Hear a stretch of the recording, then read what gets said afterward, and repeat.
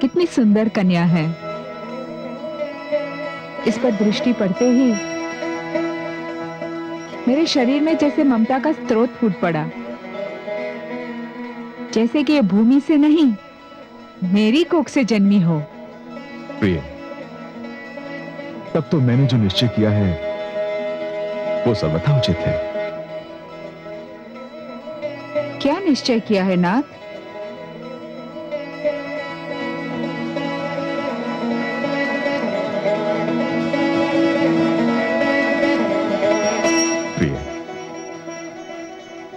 ये कन्या मेरी पुत्री बनकर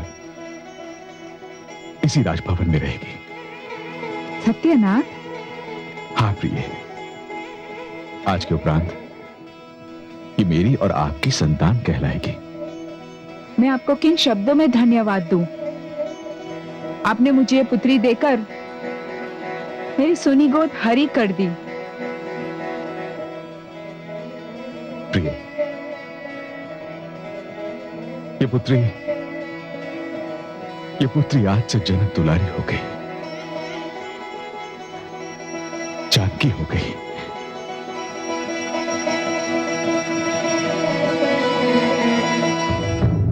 मैं मां हूं, धरती मां।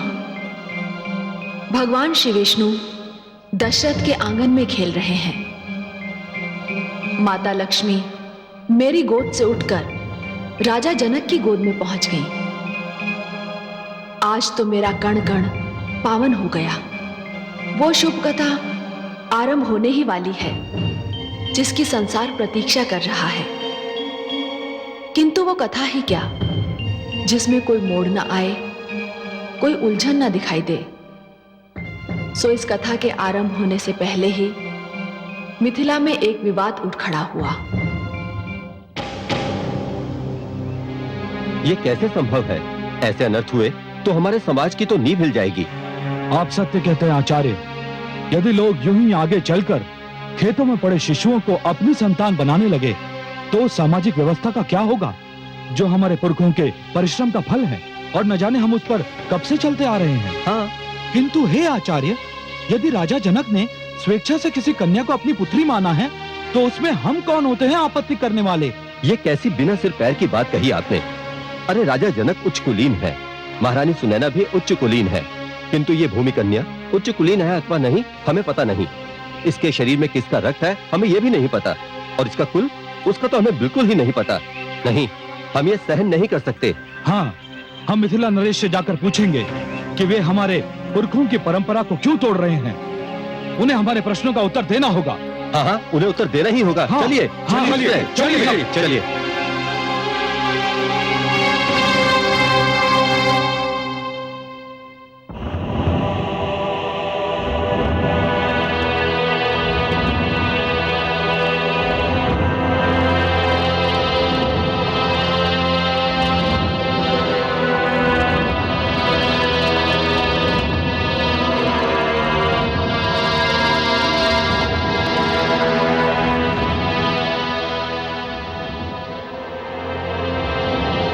मिथिला राज्य एक प्रजातांत्रिक राज्य है। यहां किसी को भी अपने मन की बात कहने की पूर्ण स्वतंत्रता है। मैंने सुना है कि कुछ ब्राह्मण हमसे रुष्ट हैं। हाँ महाराज, हमें सुनकर बहुत दुख हुआ कि आप उस दिन भूमि से प्राप्त हुई कन्या को अपनी पुत्री बनाने की सोच रहे हैं। सोच रहा नहीं हूं ब्राह्मण देव, सोच चुका हूं, निर्णय ले चुका हूं।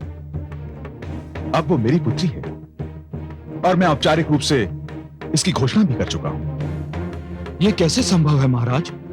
उस कन्या का तो गोत्र, वंश तथा समाज का कुछ अता पता नहीं। हाँ महाराज, वो ये भी नहीं जानता कि उसके माता पिता हैं कौन। हाँ, वंश, गोत्र, समाज, ये आप कैसी बातें कर रहे हैं श्रीमान? वो कन्या है, वही कन्या जो माता का रूप होती है। वो तो जननी है। आप मुझे क्षमा करें श्रीमान, किंतु आप उसका वंश, गोत्र और समाज पूछ रहे हैं जो स्वयं वंश, गोत्र और समाज को जन्म देती है। उसका कुल तो समस्त संसार है। क्या इस धरती पर कोई भी वंश, गोत्र या समाज बिना कन्या के जन्म ले सकता है? मुझे तो लगता है कि ईश्वर ने मुझे इसीलिए संतान नहीं दी थी कि मैं इस कन्या का पिता बन सकूं।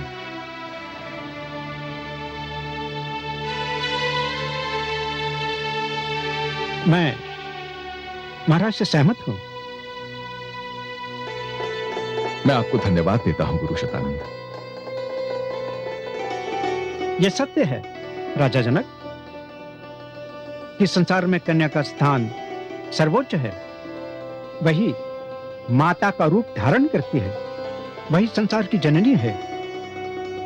क्या अब भी किसी को कोई आपत्ति है?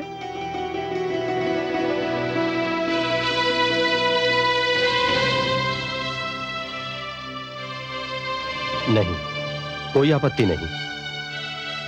मैं राजगुरु होने के नाते घोषित करता हूं कि मिथिला नरेश जनक को भूमि कन्या को अपनी पुत्री मानने का पूरा अधिकार है।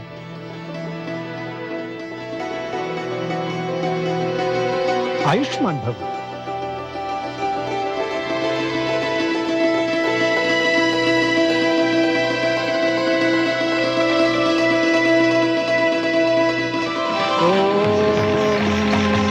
अग्नेनाय सुपधाराय अस्मान् विश्वानि देवयुनानि विद्वान् यूयो यस्पति कामेनो गृहुर्नान्ते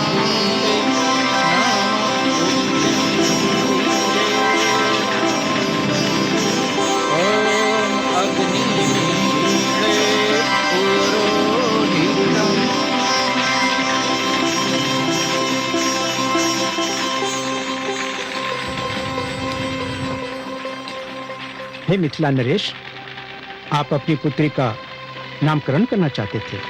जी गुरुदेव। तो सुनिए, यह कन्या रूप, गुण और चरित्र में समस्त संसार के लिए उदाहरण बनेगी। नारी के चरित्रवती होने की कसौटी कहलाएगी। संसार में इसकी पूजा की जाएगी। यह कन्या अब आपके विदय वंश का अंश बन गई है, इसलिए ये वैदेही भी कहलाएगी। आपने इसे अपनी पुत्री मान लिया है, इसलिए इसे जानकी भी कहकर पुकारा जाएगा। हे गुरुदेव, इस कन्या का अपना एक अस्तित्व भी है। ये सारे नाम तो इसकी उपाधियां मात्र हैं। स्वयं इसका भी तो कोई नाम होना चाहिए गुरुदेव। अवश्य। हे राजा जनक, आपने इस कन्या को एक खेत में पाया था, और उस समय पाया था जब आप धरती पर हल चला रहे थे। इसलिए मैं इस कन्या को सीता नाम देता हूं। सीता अर्थात? सीता अर्थात धरती पर हल चलने से बनने वाली रेखा, यही इसका नाम होगा। इसी नाम से ये ख्याति पाएगी, इसी नाम से इसकी पूजा होगी। सीता, जनक दुलारी सीता।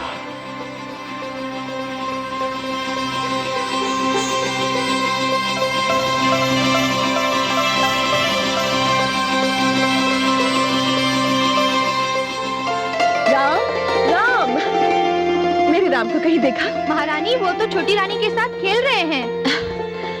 दोनों को एक दूसरे के बिना चैन ही नहीं आता।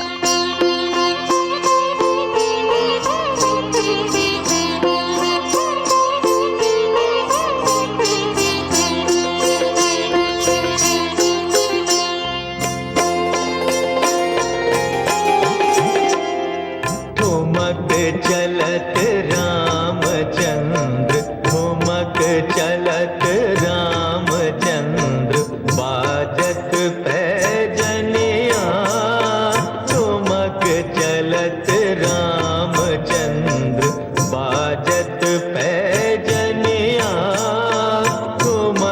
चलत रामचंद्र।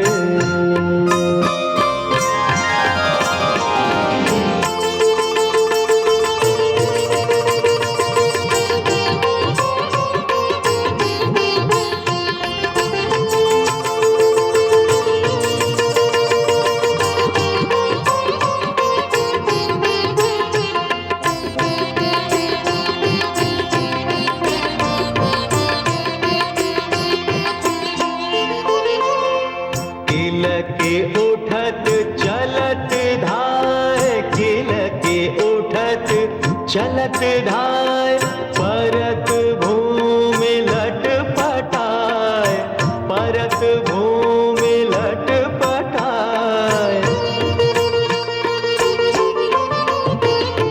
धाय मात गोद लेत हो, धाय मात गोद लेत, दशरथ की रनिया, ठुमक चलत रामचंद्र, ठुमक चलत।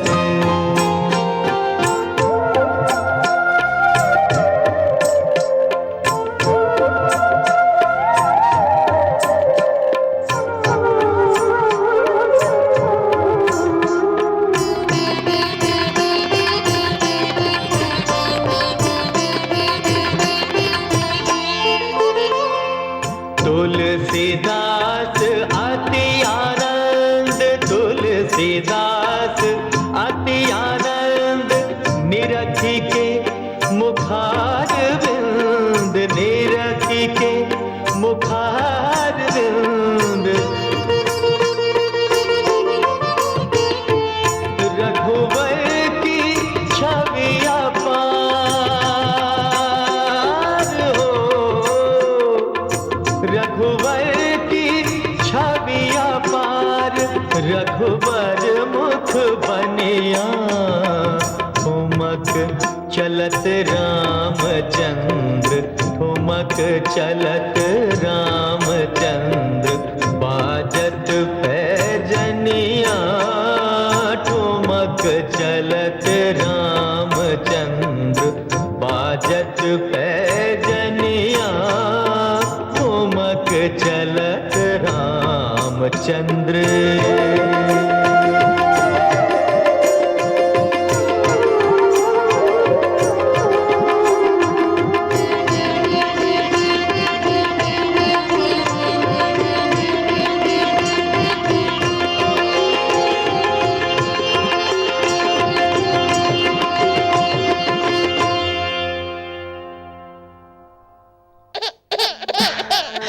चुप हो जा। हाँ हाँ, ना ना,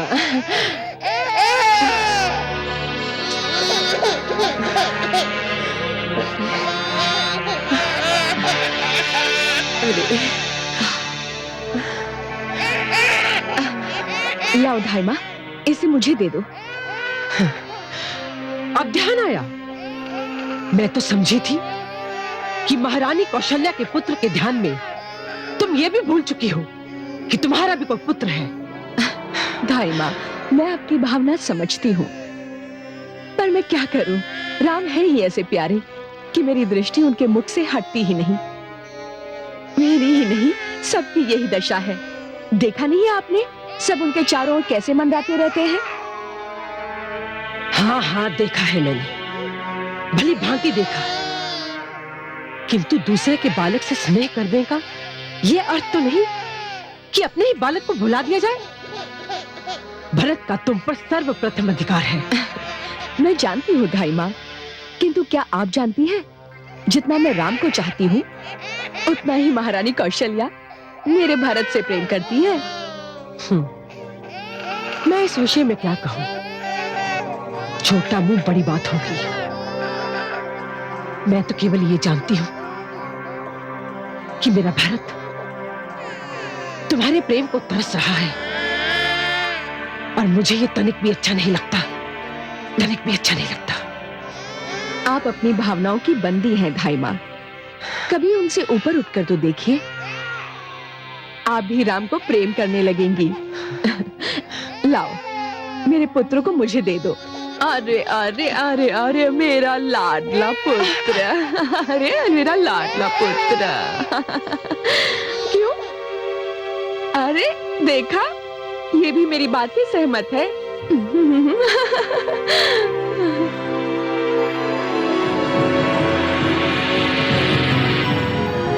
मुझे कुछ न कुछ अवश्य करना पड़ेगा, अवश्य करना पड़ेगा।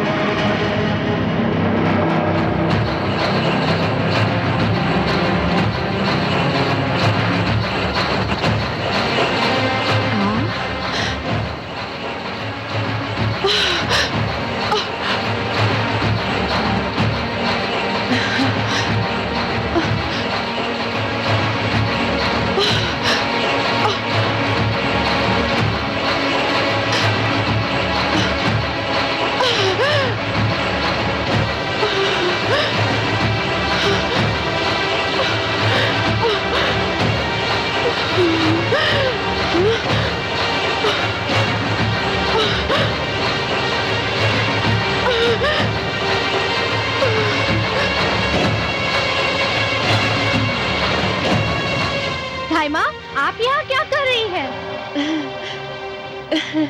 कुछ नहीं, राम रो रहा था।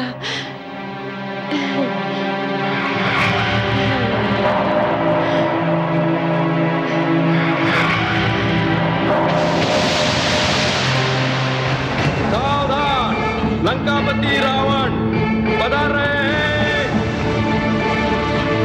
लंकापति रावण की जय, लंकापति रावण की जय, लंकापति रावण की जय, लंकापति रावण की जय, लंकापति रावण की जय, लंकापति रावण की जय।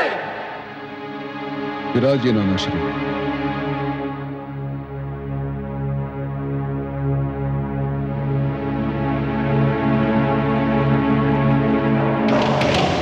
हे मेरे प्रिय प्रजाजनों, मैं आपके लिए एक अनुपम भेंट लाया हूं।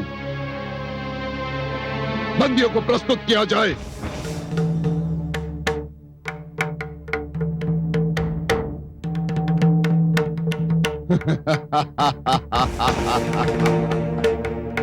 आओ इंद्र आओ।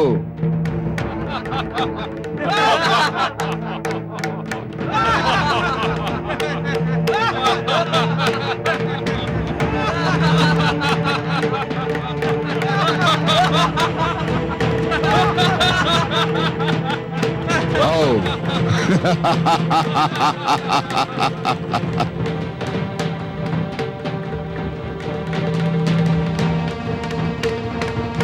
हे लंकावासियों, मैं तुम्हारा नरेश रावण, लंकापति रावण, लंकेश रावण, तुम्हारे लिए देवलोक विजय करके आ रहा हूं। ये सारे देवता जिनकी मानवलोक में पूजा की जाती है, अब मेरी चाकरी करेंगे, लंकापति रावण की चाकरी। कोई मेरे राजभवन में झाड़ू लगाएगा,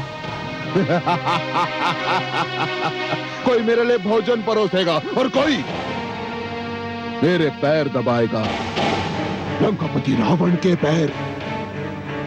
क्यों इंद्र, मैंने सत्य कहा ना?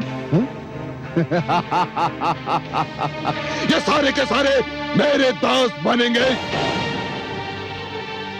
ये देवता स्वयं को उच्च समझते हैं, श्रेष्ठ समझते हैं। देखो लंकावासियों, देखो मैंने किस प्रकार इनके गर्भ से तने हुए सिरों को झुका दिया है, किस प्रकार मैंने झुका दिया है। और अब मेरा अगला पग होगा मानव लोक की ओर। धरती, पाताल, आकाश, मैं तीनों को अपने अधीन कर लूंगा। त्रिलोक में केवल एक ही राज होगा, रावण राज। हाँ, रावण राज। देवताओं के दिन अब समाप्त हो जाएंगे। विष्णु की प्रभु सत्ता भूली हुई कहानी बन जाएगी। त्रिलोक में केवल एक ही नाम गूंजेगा, दसों दिशाओं में केवल एक ही नाम गूंजेगा, पृथ्वी, पाताल, आकाश में केवल एक ही नाम गूंजेगा, रावण। महान रावण, सर्वशक्तिमान रावण। ऐसा कुछ नहीं होगा लंकेश।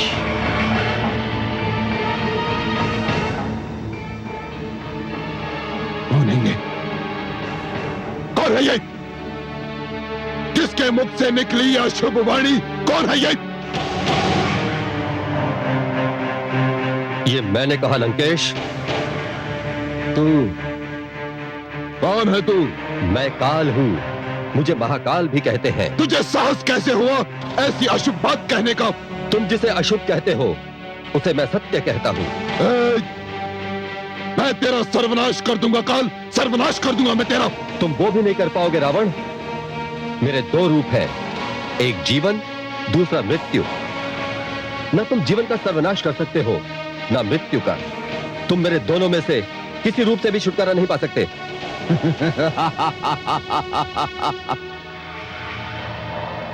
रे मूढ़ बुद्धि, क्या तू जानता है कि तू किससे बात कर रहा है? हाँ, मैं जानता हूँ। मैं लंकापति रावण से बात कर रहा हूँ। तू ये जानता है कि मैं लंकापति रावण हूँ, फिर भी तुझे भय नहीं हो रहा? मेरे लिए तुमसे भयभीत होने का कोई कारण नहीं है रावण, क्योंकि मेरी मुट्ठी में तुम्हारा अतीत भी है, वर्तमान भी और भविष्य भी। तुम मेरी मुट्ठी से निकल ही नहीं सकते, कभी नहीं।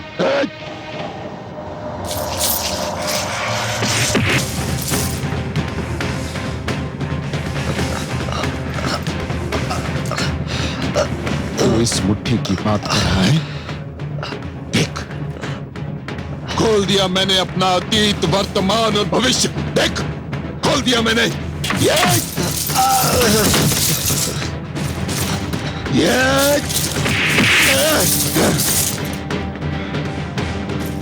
मैं तुझे अपने पैरों तले मसल सकता हूं, तेरा सर्वनाश कर सकता हूं। तू अब देख मैं तेरी क्या दशा बनाता हूं। सैनिकों, ले जाओ इसे और इसे मेरे सिरहाने बांधो। ले जाओ इसे।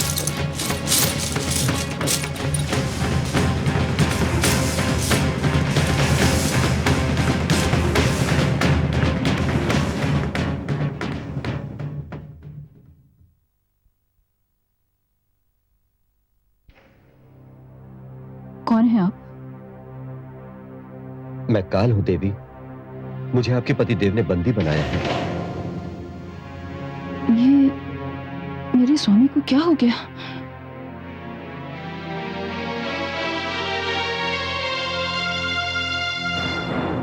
स्वामी, ये आपने क्या किया? क्या किया? आपने काल को बंदी बना लिया? हाँ, काल को बंदी बना लिया, इसे अपने सिरहाने बांध दिया और संसार को बता दिया महारानी कि लंकापति रावण के समक्ष काल की भी कोई गिनती नहीं। स्वामी, आप तो विद्वान हैं, आप तो जानते हैं कि काल का दूसरा नाम मृत्यु है। तो क्या हुआ महारानी? आपने बहुत बड़ा अनर्थ कर दिया स्वामी। वो कैसे? स्वामी, आपने मृत्यु को सिर पर लाकर खड़ा कर दिया, स्वयं के इतना निकट। स्वामी, मैं तो सिर से पांव तक कांप उठे हैं स्वामी। आप सर्वनाश को घर के भीतर ले आए हैं। महारानी, आप सदा ही मेरा विरोध करती रहती है, ऐसा क्यों? नहीं स्वामी, मैं तो आपसे प्रेम करती हूँ। मैं तो आपकी अर्धांगिनी हूँ। मैं तो सदा वही कहती हूँ जो आपके हित में होता है। आप भले ही इसे विरोध कहें, पर स्वामी, मैं आपके, अपने और इस वंश के हित में ही कहती हूँ। इसे मुक्त कर दीजिए स्वामी, इसे मुक्त कर दीजिए। क्या कहा आपने? मुक्त कर दूं? इसे मुक्त कर दूं? लगता है मस्तिष्क फिर गया है आपका। मैं इसे यहां इसलिए लाया था कि इसके सिर पर पांव रखकर संसार को बता दूं कि मैंने काल को भी जीत लिया। काल को कोई जीत नहीं सकता। काल अजेय है, सब कुछ समाप्त हो सकता है, किंतु काल समाप्त नहीं हो सकता। काल अनादि है, अनंत है।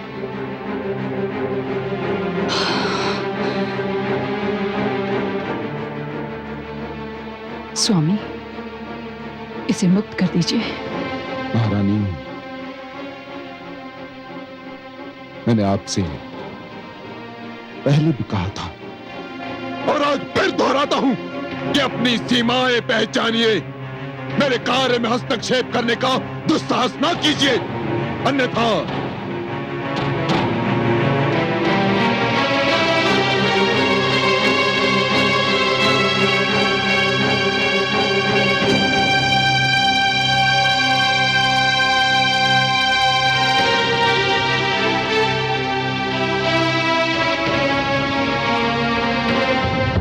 मैं मां हूं, धरती मां। एक और रावण काल के सिर पर पांव रखना चाह रहा था और दूसरी ओर जगत नियंता की बाल लीला प्रारंभ हो चुकी थी। श्री राम चंद्रमा की भांति बढ़ रहे थे।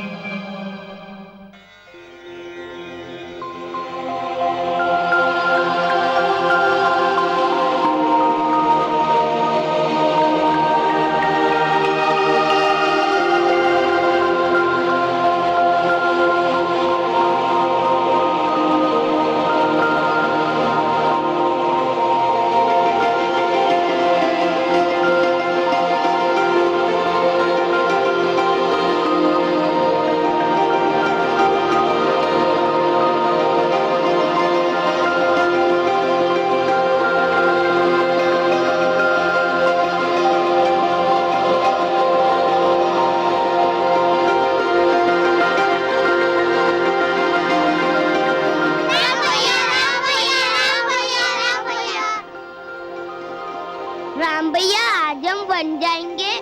उस दिन जो छोटा सा मृग दिखाई दिया था ना, उसे हम पकड़ के अपने भवन में लाएंगे। और वो छोटा सा हाथी भी तो गुजरात के पीछे पीछे भागता है। चलो ना भैया। हम अवश्य चलेंगे, किंतु अभी अभी सवेरा हुआ है और सवेरा होते ही जानते हो सबसे पहले क्या किया जाता है? क्या किया जाता है भैया? आँख खुलते ही सबसे पहले माता पिता के चरणों में शीश नवाया जाता है, उन्हें प्रणाम किया जाता है। सवेरे सवेरे माता पिता के चरणों में सिर झुकाने से भाग्य खुल जाता है। तो चलो हम भी पहले यही कार्य करते हैं। चलो।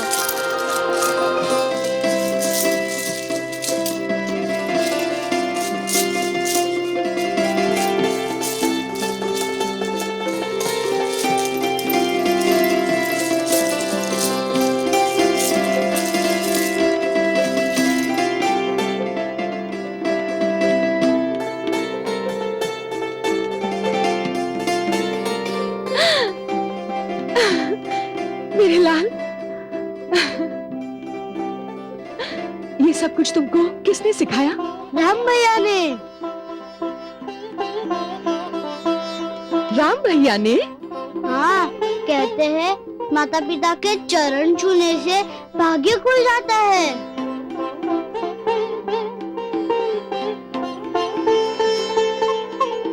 हाँ।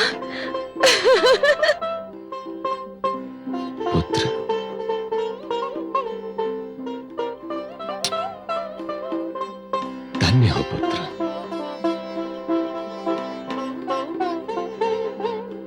ये तुमने कहां से सीखा पुत्र? मैंने जो भी सीखा आप ही से सीखा पिताश्री। आपकी गोद में बैठे बैठे मैं उन ज्ञानी की बात सुनता रहा जो आपके पास आते थे, और फिर मैंने उन बातों को स्मरण कर लिया। आपकी गोद ही मेरे लिए पाठशाला बन गई।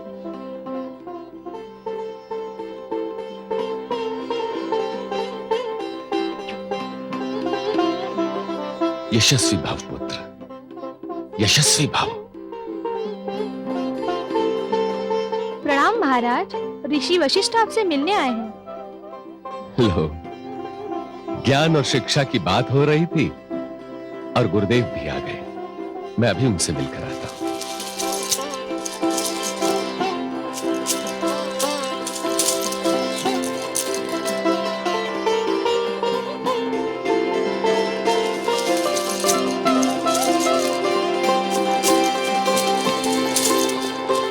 प्रणाम गुरुदेव। आयुष्मान भव। स्वागत है। मैं सोच रहा था कि मेरे पुत्रों की शिक्षा अब औपचारिक रूप से आरंभ हो ही जानी चाहिए। बड़ा ही शुभ विचार है राजन। तो आप उन्हें अपनी शरण में ले लीजिए गुरुदेव। राजन, मैं बिना परीक्षा लिए किसी को अपना शिष्य नहीं बनाता, इसलिए आपके पुत्रों को भी परीक्षा देनी होगी। अपने पुत्रों को मेरे पास बुलवाइए। अवश्य गुरुदेव। दासी, आज्ञा महाराज। महारानी कौशल्या से कहो कि वो हमारे पुत्रों को लेकर यहां आ जाए। जो आज्ञा महाराज। गुरुदेव, आसन ग्रहण कीजिए।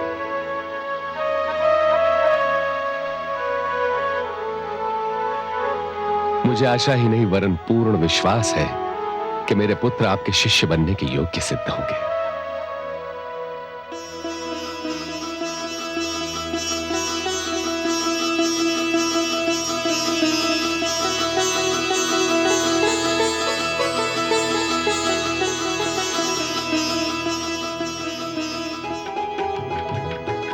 प्रणाम गुरुदेव। यशस्वी भव। अच्छा ये बताओ वत्स कि प्रणाम करने का क्या फल मिलता है? छोटी माँ कहती है कि गुरुदेव को प्रणाम करने से ज्ञान मिलता है। सुंदर, अति सुंदर। और आपको क्या बताया गया राजकुमार भरत? आयुष्मान भव। मुझे बड़ी माँ ने बताया है कि छोटों को वही करना चाहिए जो बड़े करते हैं। सुंदर, बहुत सुंदर। आओ लक्ष्मण। आयुष्मान भव।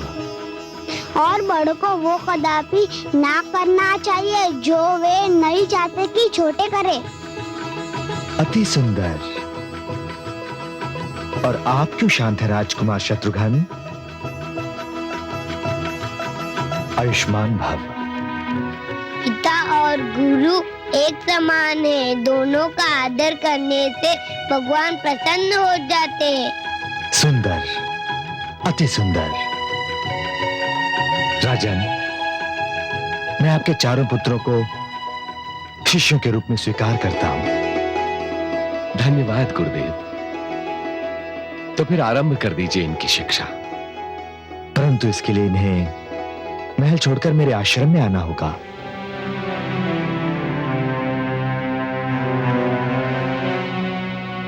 गुरुदेव, ये कैसे संभव है? परंतु क्यों संभव नहीं है राजन? गुरुदेव, मैं इन चारों, विशेषकर राम के बिना तो एक पल भी नहीं रह सकता। इन चारों की दूरी मेरे लिए बहुत बहुत कष्टदायक होगी।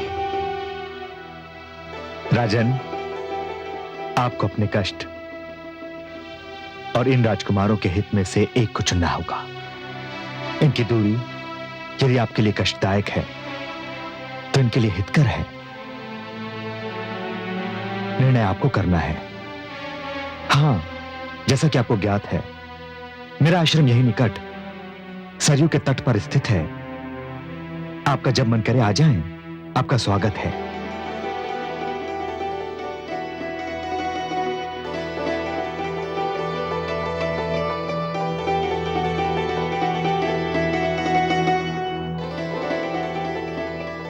तो गुरुदेव, कब भेजूं इन्हें आपके आश्रम? शुभस्य शीघ्रम। हम तैयार हैं। क्यों अनुज? हाँ। आओ, चलो।